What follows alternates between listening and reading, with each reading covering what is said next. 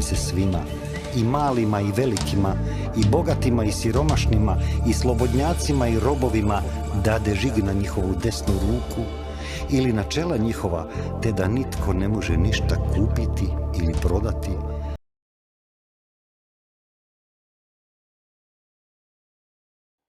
Okay, let's go back to the war. You said inside explaining some important things. One of this is connection between pandemic and Ukraine. And there was 11, I think, laboratories where they were producing some bioweapons or some biological stuff, and they tried to protect it. Can you explain us what was happening? Well, this story is kind of particular because I have a contact in Bulgaria. She's a journalist. You might have been hearing about her. Her name is Dilyana Gandziajeva. And we have been discussing different matters regarding, in fact, all the labs that the Department of Defense have been setting in Europe. The biggest one is in Georgia. It's called in Lugar City. And this has been causing a lot of trouble because 320 citizens of Georgia died from tests of vaccine to counterpart different viruses that has been studied or modified within these labs. There are some labs in Romania, in Bulgaria, in the Baltic states, but the biggest activity is in Ukraine. So after my discussion with Dilyana, I have been contacting my groups in the US and asked them to be accounted for what was happening there. So basically they were very surprised. We knew that in Ukraine there was about 10, 11 labs, but it was kind of fuzzy information. We didn't have a lot of detail. So basically, we were very surprised, and so they decided, in fact, to set up an investigation internally to get, in fact, what was really going on. And that was much before the conflict between Russia and Ukraine. It was the beginning of February when this meeting has been set up. So basically, after 10, 15 days, one of our team members came out with the conclusion that effectively there was a lot of activities of laboratory, bioweapon laboratory in Ukraine, and we started, in fact, to investigate all together. From the laptop of Hunter Biden, that the content was provided to us through the mayor of New York, Mr. Bloomberg, we have been discovering that the son of Joe Biden was financing a laboratory called Metabiota that was collaborating with a much bigger one called Black & Veatch. All the records are set into the procurement database of the US government. And we started, in fact, to plunge into this database and to study all the records that were set in it. And this is how I have been discovering that the COVID-19 has been studied in Ukraine in the Meshnikov Institute in Odessa much before the declaration of the pandemic. There are some different screen companies that has been receiving major funds, and the most important one is called Labyrinth Global Earth. This company has been receiving at least $500,000 to study the COVID-19 in Ukraine in November 2019. This is asking for a lot of questions. One, who decided this study? Who has been financing? Who was on the team to finance? Who has been deciding to shift the virus to the laboratory in Odessa? What was the purpose of the study? Then after that, we have been discovering that this Meshnikov Institute was completely financed by George Soros. Again, this guy. So that was a very big surprise for us.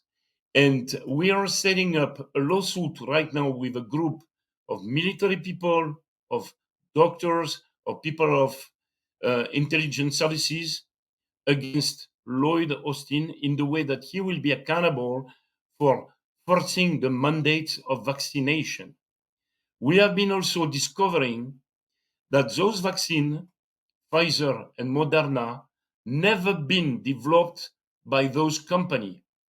It was provided by the DARPA and the NIH, and we have the document of the intellectual property shift from NIH to Moderna to Chapel Hill University to study, in fact, the vaccine. And those documents have been stamped of December 2019, when on TV you were hearing the CEO of Moderna and Pfizer saying that they had a solution vaccine in October 2020. So basically, they have been lying to the population. And now that we have von der Leyen has been lying regarding the content of those of the contract that has been signed up between those companies and the European Union. And from the record that has been enhanced by the European Deputy Marcel de Graft, we know now that those solutions never been tested. They never had any security, meaning they were not knowing if there were side effects or not. And they were not guaranteeing any efficiency of it. So basically, most of the government that has been forcing the vaccine mandate, looking at population, were lying, saying that the efficiency of those products were of 95%. It was an enormous lie. And von der Leyen need to be accountable for having poisoning a huge amount of people. We have been noticing that the number of side effects in the world are absolutely gigantic. Yeah. And from the doctors that I am discussing with in the US, we know that there is about 17 million people that has been dying of those vaccinations. Yeah. I have personally 3 friends that are in the cemetery right now. Well, and I was telling them not to touch it, and 4 days after, they were dead. yeah. Well, that's paper from Dr. Denis Rancoir, and I had an interview with him. He was explaining how he came up to this 17 million until now. And you also mentioned inside that this agreement for vaccines, European agreement, that was signed by the European Commission, and it's still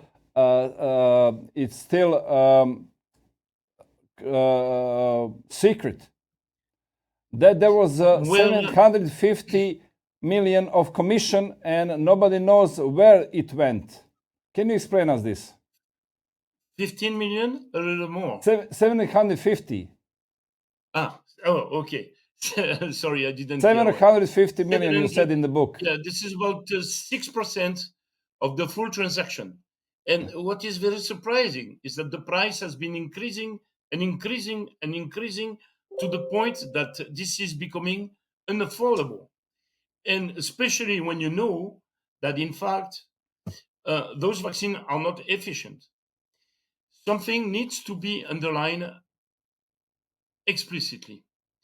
Before the pandemic, Bill Gates has been financing all the press and the media in the world at the level of $318 million to make sure that there will be no communication regarding treatment. Because if there was a treatment on the market, there was no authorization possible to impose a vaccine. Who has been financing the factories, in fact, to produce the vaccine? George Soros, Bill Gates. again those two guys. When you know that Bill Gates is totally controlling the WHO, meaning the World Health Organization, you understand the closed loop he has been putting together to make sure that he will make a fortune out of it. And in regard of his rhetoric to eliminate people within, in fact, the World Economic Forum a few years ago, we can imagine what was set up within those vaccines to limit, in fact, the increase of the population in the world. So this is really worrisome to see that we have been under the threat of a massive attack, and this has been detrimental to the health of the kids, of the women, and so on. When I hear, for example, the French government continue to say that the pregnant woman needs to be vaccinated with this product, I am telling you, those people are criminal. Yeah. Okay, now we go to this war, and your statement is that Ukraine cannot win this war. Why you think this way? First of all, you have been asking me a question that I forget, in fact, to answer. You said that conflict, was it avoidable? Of course it was. It was a very simple process. You send Macron to Kiev, and you say, listen, Zelensky, you stop the ethnic cleansing you have been putting together. You apply the Minsk agreement, and if you don't, we stop the financing. If you looked at the financing of Ukraine in 2022, the GDP of this country used to be about $100 billion. Suddenly, the country goes to $200 billion. That means that this is not the economy of the country that has been generating those resources, because at that time, the Donbass was not participating to the GDP. That means that the European Union was injecting massive funds within, in fact, Ukraine to support its economy. So basically, if Macron wanted, in fact, to stop the conflict, it was really simple. You go there, you say, financing, it's over. Now, let's try to understand the reason why Ukraine cannot win this conflict. It's very simple. It's a question of number. And the numbers are linked to supply chain and production. Since the beginning of the conflict, Russia has been switching to an economy of war. And during 40 years, they have been piling an amount of military gears that is absolutely enormous. People thinking that the Russian army was not equipped were making a gigantic mistake. I know, because I've been seeing stuff there. On top of it, due to the fact that the economy has been shifting full-fledged in the economy of war, they are producing 24/7. What is the problem of Ukraine? First of all, most of the warehouse to maintain the material is located on the border of Poland. That means it's about 1,200 kilometers from the front line. For Russia, it's about 100 kilometers or less. So therefore, the back and forth to maintain a material is extremely fast. And as soon as the material is completely revamped, you can resend it to the front line.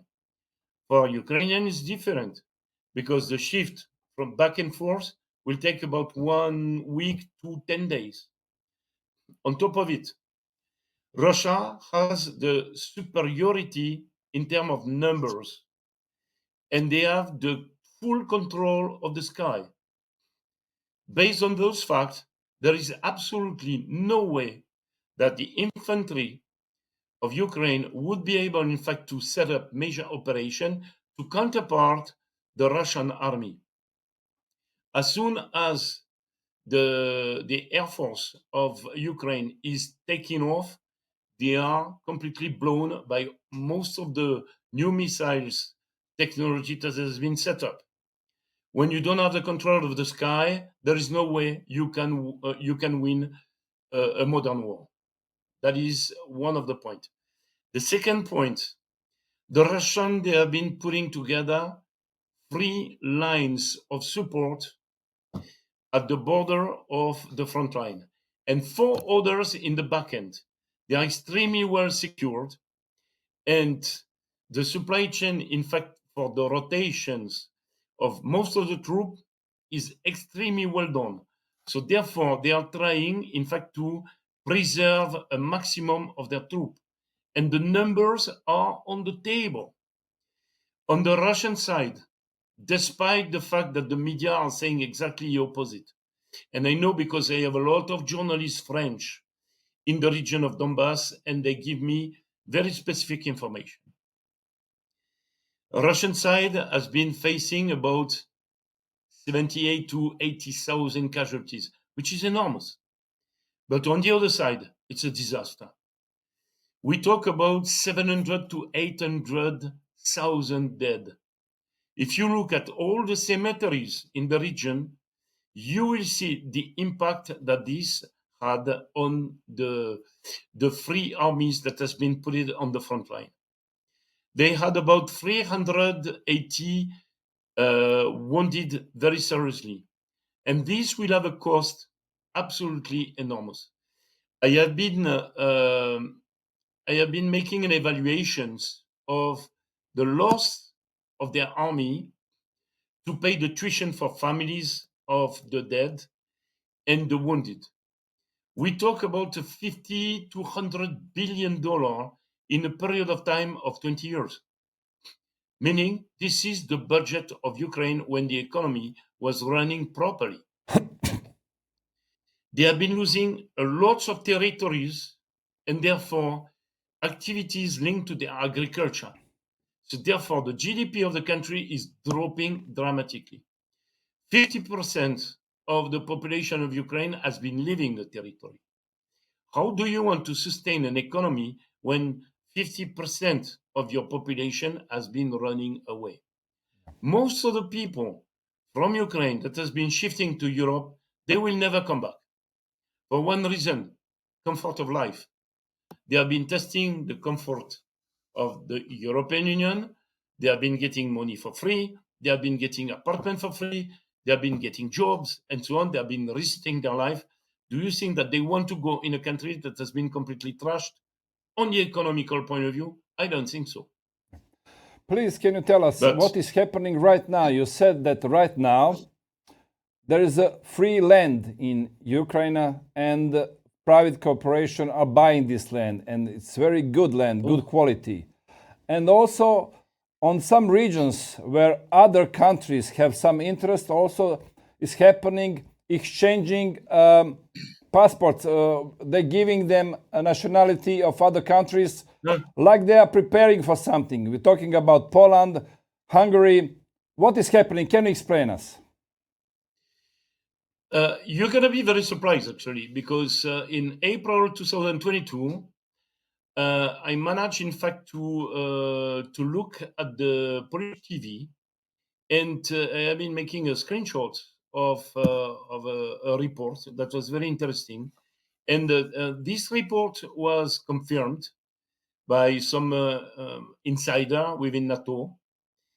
And you will see that the lands of Galicia and Wallonia would be completely absorbed by Poland. Of course, Hungary is going to do exactly the same thing with the Carpathian, Transcarpathian lands. Same thing for Romania with the Chernivtsi. And in regard of the geopolitical politics and the politics that is developing in Moldavia, we can measure that Maya Sandu, the president of Moldavia, is trying to prepare Moldavia to be absorbed by Romania. She is imposing the Romanian language as the first language. When I have been meeting with President Dodon, and I know that 60% of the population is speaking Russian. And this is going to generate a new problem. And this is going to be a second Maidan. if she continue, in fact, this type of policy. She tried to be absorbed by the European Union. She want to be assigned, she want to be part of NATO, but because of Transnistria, this is going to generate a hot front. In Transnistria, this is a piece of land in Moldavia. You have about 300,000 people that are Russian. And this is due to the structure of the USSR that has been splitting. So therefore, this is going to become a hotspot. So basically, if you look at this, you see that there is a strong will to constitute a sort of wall that would be containing Russia, because Europeans within NATO, they are not stupid. They have been understanding that they will never win this war. It's impossible now, absolutely impossible. And they want to contain Russia because they know that the main target of Russia is Odessa. Vladimir Putin is the kind of guy that never forget and never forgive. The story of the massacre of the 2nd of May 2014 is a big traumatism for the Russian-speaking people. And as Yekaterina II was the initiator of the creation of Odessa, Vladimir Putin wants to get back this city that is a Russian city. So basically, what is going to happen, you will have Ukraine that is going to be inland completely, and economically speaking, that is going to be impossible to sustain. And I do believe that on the long run, in about 10 to 15 years, the lands that will be surrounding Kiev one day will decide, in fact, to say, listen, stop. How about, in fact, to merge with Russia? End of the story. Because if you look at the economy of those regions around Kiev, there is absolutely nothing. So basically, how they are going to sustain themselves, for me, it's a mystery. And when European Union, they will see the black hole that Ukraine is representing by, because they will realize that all the funds that has been sent there has been disappearing. I know where they are. They are in Monaco. They are in Cyprus. They are everywhere. If you go to Monaco, there is a family of Ukrainian guys. They are spending €500,000 every month to rent the penthouse of the Odeon Tower. Who can afford to pay $500,000 in rent for one apartment? So basically, what does it mean? That means that all those guys, they are plunging inside of the banks that are receiving all the funds of Ukraine, of Europe, and they are living a great life. They don't care about Ukrainian people. They are already in Europe. They are everywhere. Yeah. You are talking in the book about corruption, and there is a huge part where you are explaining about corruption, what was happening, and what is happening also with these weapons who are coming there, and technology of these weapons. We cannot go through all this in this interview, but I would like also discuss and come back to this impact of WEHF, that means World Economic Forum, and people from there, because you said that they want to implement a new world order in Western world. And it seems to, and according to your book, that against them, it's Putin and his policy. Can you explain us how they are on the opposite side when we know that Putin was also a member of World Young Leaders from World Economic Forum? If you look at the dynamic that Vladimir Putin wanted, in fact, to set up, he wanted, in fact, to reach the European Union, but not on the integration side of it. He wanted to set up partnership in the way that they will be constituting the Eurasian Union. This is linking the countries on the commercial point of view, not on the social integration point of view. He has been proposing to Merkel in 10 years, 6 times this integration. the way that General de Gaulle wanted to do it. But at none moment, he wanted the integration and to put the full country under the control of an external organization. Okay?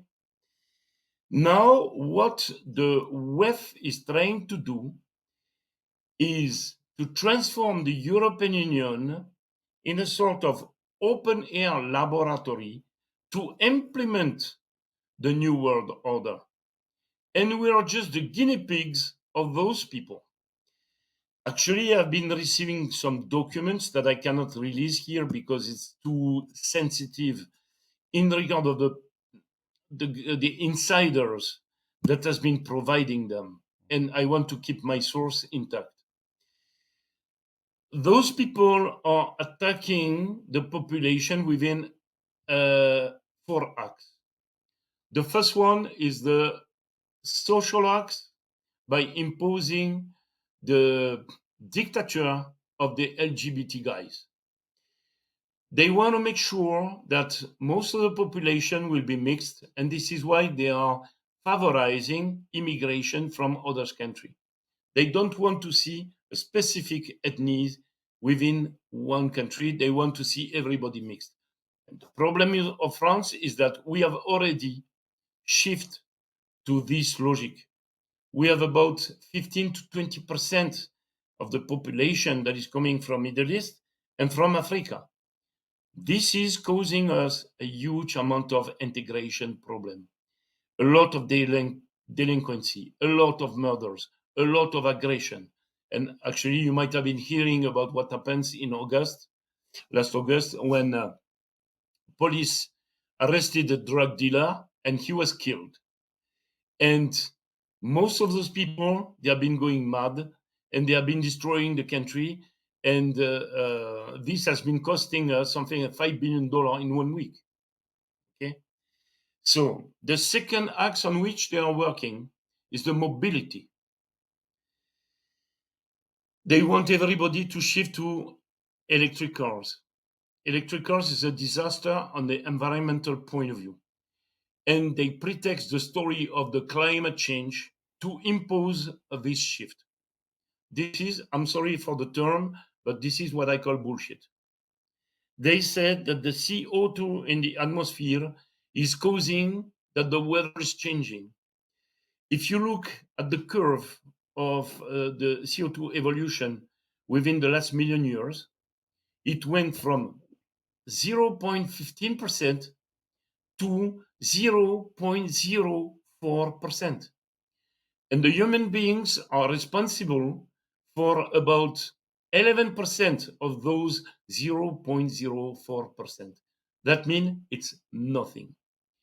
And what I see here is we have a very serious problem of education.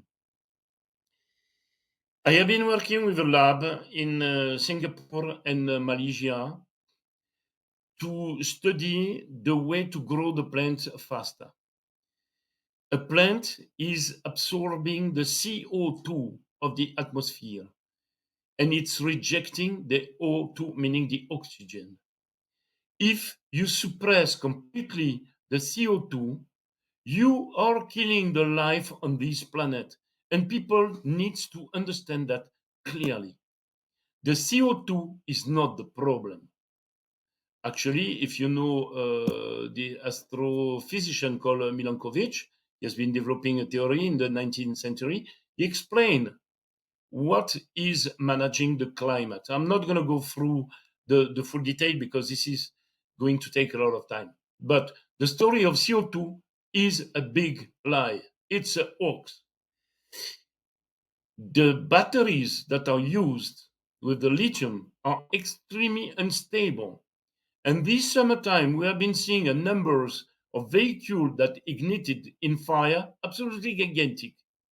The last one has been destroying the parking of an airport in England, destroying 1,500 cars in one day. On the environmental point of view, if you want to build a battery, 1 kilo battery asks for 100 tons of ground to be removed. And you need to treat it with arsenic to extract the metal necessary for building this battery. The arsenic with the water is ending into the river, and therefore you are destroying completely the ecosystem of the soil and the river. So those guys that are pretexting that the CO2 is destroying the environment, they are not only liar, but they are criminal. So second axe, mobility. Third axe, the story of the vaccine. The WHO right now want to install a green passport that would be managing each person vaccination mandate. And if you're not vaccinated, then you wouldn't be allowed to travel. And if there is a new pandemic, they would be able by law to impose a new vaccine or a new treatment. And in regard of what happens with the COVID story, I am very scared about what can happen in the future. And there is a fourth axe, which is the most important. And I want to insist very seriously on it. Christine Lagarde wants to implement the CBDC, meaning central bank digital currency. As the day of today, when you are in needs of a product or services, you go to your provider, and if you want to solve the transaction, this is a bank-to-bank transaction, meaning your asset, your currency asset, is moving from your account to the account of your provider, and nobody can be in the middle of it, and nobody will be controlling what you are buying as a services or a product. With the story of the CBDC, they would be able, in fact, to control the transaction before it's occurring. Therefore, depending on what is the services, what is the product that you want to buy, they would be able, in fact, to allow you to use your currency or not. And then after that, they will push the transaction to the bank. This mechanism is extremely dangerous because from a day to another one, you can imagine that you go with your electric car to the facility to load it on the highway, and they will tell you, well, you have been driving too much, therefore, we are not allowing you, in fact, to go wherever you want to go. And we are going to load your battery for the distance necessary to make you coming back home. This concept start to emerge in Canada with the 15-minute city. They are envisioning a mechanism, a sort of cities in which you have every necessary for living or for working at less than 15 minutes walking here and there. Yeah, therefore, they want your mobility to be completely killed. Yeah, we have also So this we in need- Zagreb. We have also in Yeah. Zagreb this We 15 need- minutes it's implementing just right now. I have a very important two questions for the end because we need to discuss about this. You mentioned in the book that Putin is against this plan of one world government, but there he's also implementing central bank digital ruble, and also he's already implemented this surveillance system with the facial recognition system, for example, in Moscow underground, and you can see similar things also in Russia. How you can explain this? Well, don't forget the reason for which the electronic ruble is going to be implemented. This is only to allow the international exchange to buy and sell the natural resources. There is absolutely no need for the population to use it personally. And I am going to explain why. In Nigeria, they have been trying to impose the CBDC. Have you seen what was the result? Yeah. Rebellion. A revolution. People have been fighting, destroying the banks, burning the central banks, and putting, in fact, the guy that was at the heads of it in prison. Because you have a number of population that wouldn't be able, in fact, to afford to have a telephone and to use this currency. And on top of it, the mechanism intrinsic to a digital currency is very dangerous. Imagine that you have a solar flare attack from the sun, or you have a nuclear attack, or your electric network is shut down, or you have like a hacker attack on your servers. Your currencies disappear, and nobody would be able, in fact, to operate its life or its operation on a business point of view. So therefore, the duality of a real currency and a digital currency might be the best way, in fact, to operate. When you have big companies, are you using cash to buy natural resources? I don't think so. So basically, that might be the justification. That might be. I'm not in the heads of Vladimir Putin. And actually, the ruble digital currency is far to be implemented. It's still in project. I am not sure they will be shifting. I don't know. But what I know is that in the future, because of the numbers of countries that are going to reach the BRICS, they will not have any other choice than to shift to a common currency to facilitate exchange. I am going to explain. I am Russia. I have India that want to buy my oil, and they want to pay me in rupee. What am I going to do with rupee? I don't know. If this is China buying the oil of Russia, China is the factory of the world. So basically, and we see the exchange that are occurring between China and Russia right now. The number of exchange in dollar equivalent is about $400 billion. So therefore, if you have ringgit, well, there is a lot of things that you would be able, in fact, to buy in China. So basically, to solve the first problem with India, the only way to do it is to have a digital currency. And actually, I would think that they will index it on gold to make sure the value of the currency would be guaranteed. And what I would do if I was them, I would put an index that would evaluate the money, the currency, depending on the different exchange that this currency is supporting. Therefore, you can be sure of one thing is that the money will be evaluating more and more over year. Now, regarding the surveillance, Russia has a very, very big problem right now. This is the fact that the European Union tried to address most of the countries that are surrounding Russia. There is a global security problem that is set for them. And on top of it, they have Ukrainian embedded within their territories. They have also Islamists in their east-south. And they need, in fact, to make sure that there will be no terrorist attack. So I can understand why in the metro they would implement this kind of security. In regard of the size of the territory, do you think that they will set up this kind of mechanism in Krasnodar, in Ufa? No. There is no point.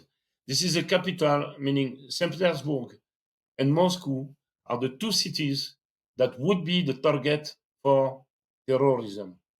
And most of the cities right now are implementing this kind of mechanism. I understand. And tell me, there is now, of course, close relation with China and Russia. And China already implemented a social credit system in many cities, and now it's going all around the world. And also, they were implementing hard measures on during the pandemic. And I didn't saw difference between this implementing the same measures from pandemic in China, in Russia, in European Union, United States, in Australia, Canada, all around the world, everybody done the same. What is your comment on this? First of all, if you look at the way that the ruling regarding the lockdown was implemented in Russia, it has been very, very flexible, very fast. Because they have been putting together all the mechanisms necessary to extract the people that were sick and bring them to hospital.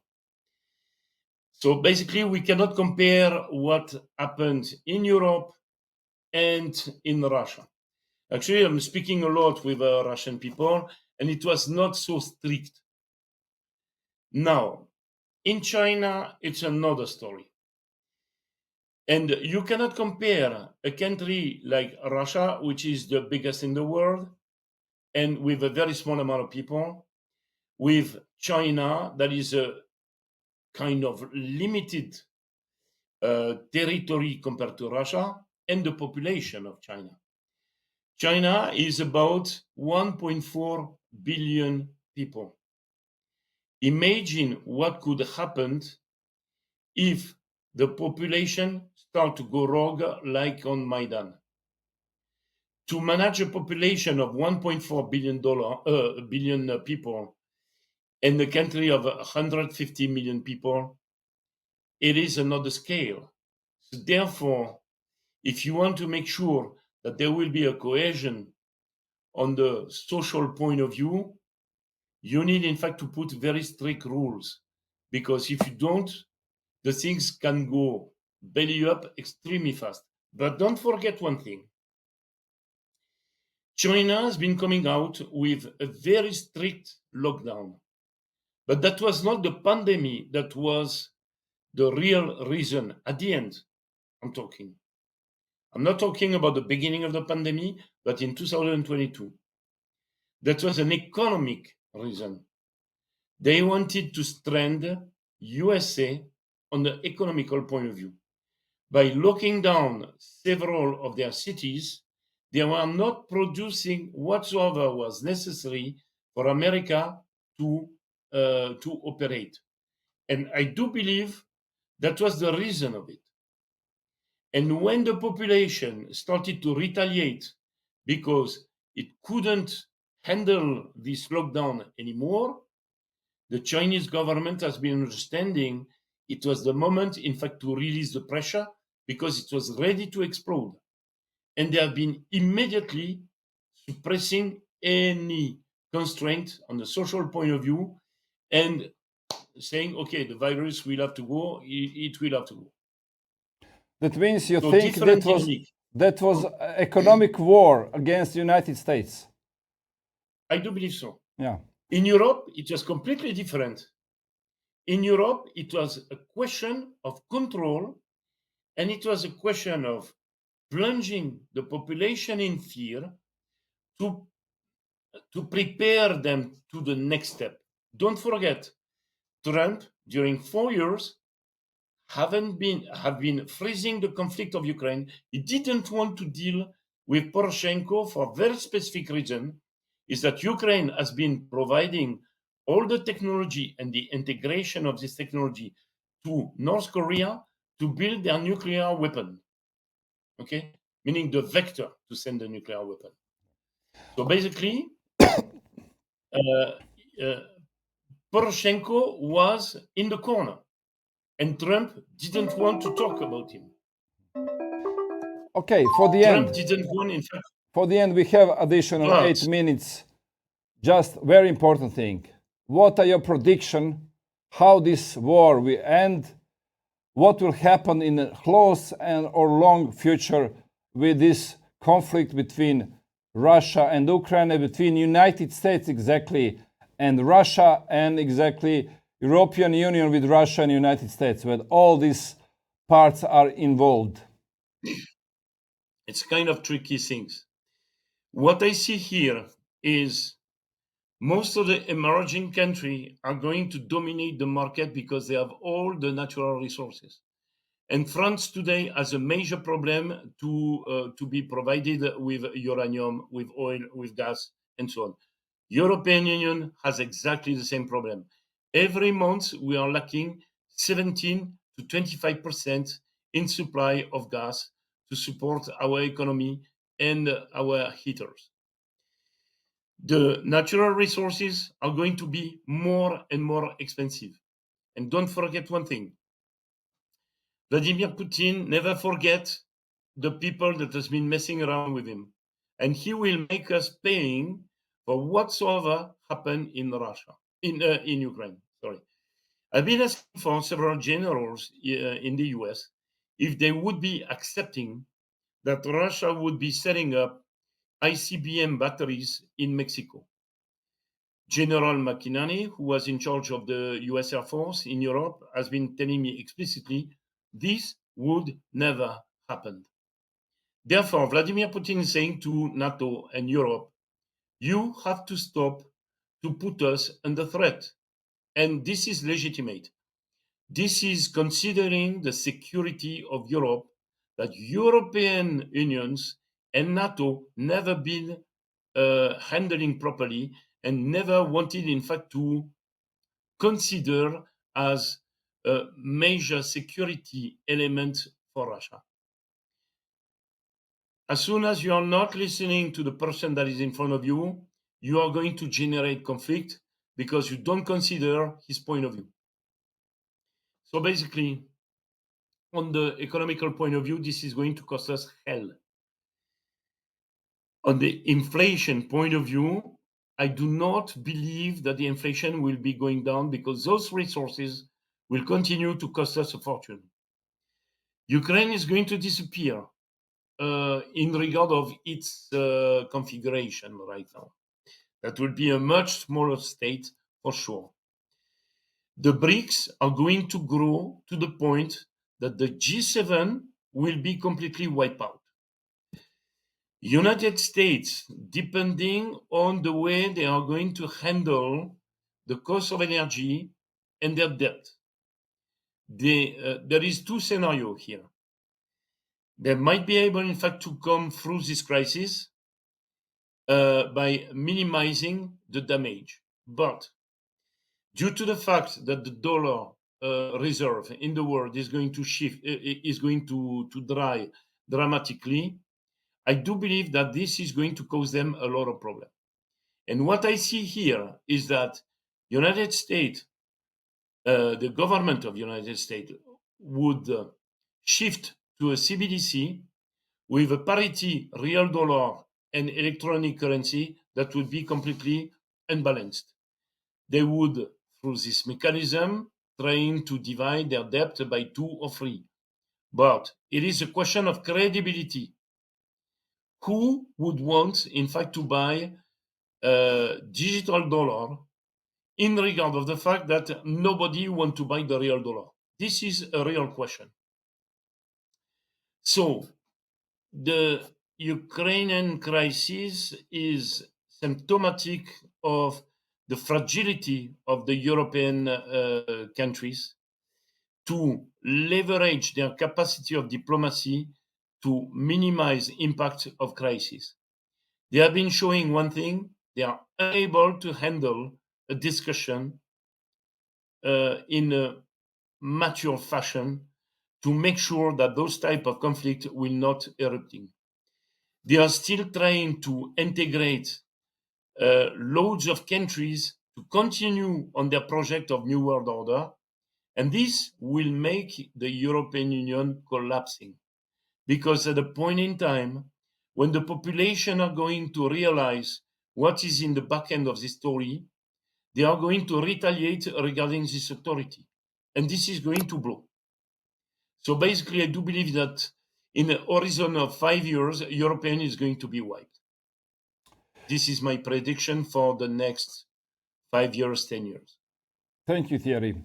It was really a pleasure to talk with you and to understand more what was happening in this Russia-Ukraine war and all geopolitics around this.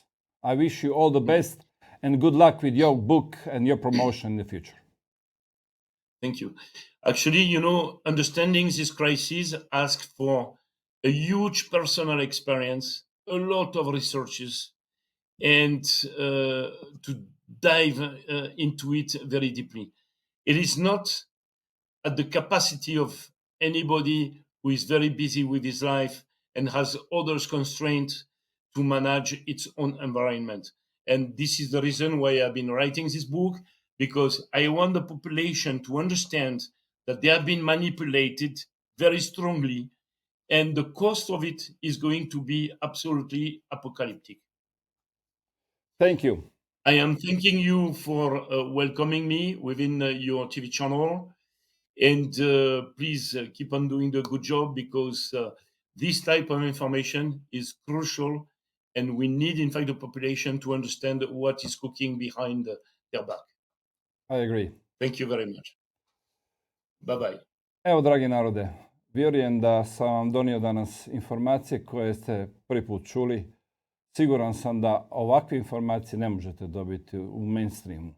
Ne možete dobiti ni od političara. Naime, vi znate da smo mi zauzeli politiku u pitanju i Europske unije i rusko-ukrajinskog rata i da sada je važno da shvatimo i razumijemo što podržavamo. Dakle, vjerujem, a iskustvo mi kaže da većina vas ni ne zna ove detalje, ne zna stvarne okolnosti, povijest nastanka sukoba i sadašnju situaciju, nego se pouzda u mainstream medije i informacije koje vam dolaze, a to smo već svjedočili do sada, ne samo u ovom slučaju, već pogotovo u pandemiji je bila uglavnom propaganda, a malo toga je bilo informativnog karaktera. Stoga, evo vam prilike da toplo preporučam, pročitate i knjigu, provjerite i izvore koje se navode u knjizi, sami donesete zaključke, provjeravajte dalje, ovo nije jedini put da saznate informacije i na kraju donesete vlastiti sud. Najvažnije od svega da kritički razmišljate, da ne prihvaćate samo ono što vam serviraju, nego da si postavite pitanja, da analizirate, da bi na kraju razumjeli u kojim okolnostima živimo i koju politiku podržavamo, a na koji način nas naši predstavnici, naši političari o tome informiraju i na kraju kako oni u tome sudjeluju. Hvala vam lijepo na pažnji i vidimo se u sljedećoj epizodi Slobodnog. Nitko vas neće natjerati da se poklonite zvijeri, učinit ćete to svoje voljno, odbacujući vjeru. Bićete laka meta za zvijeri, jer se niste podredili vjeri. Ako se ne podredite vjeri, podredit ćete se zvijeri. Toliko ćete se suobličiti sa ovim svijetom, da nećete ni prepoznati da ste u zabludi. Biće to najveća demonska prevara ikada i pravedno zaslužena osuda nad nepokajanim grešnicima. Gdje su svi?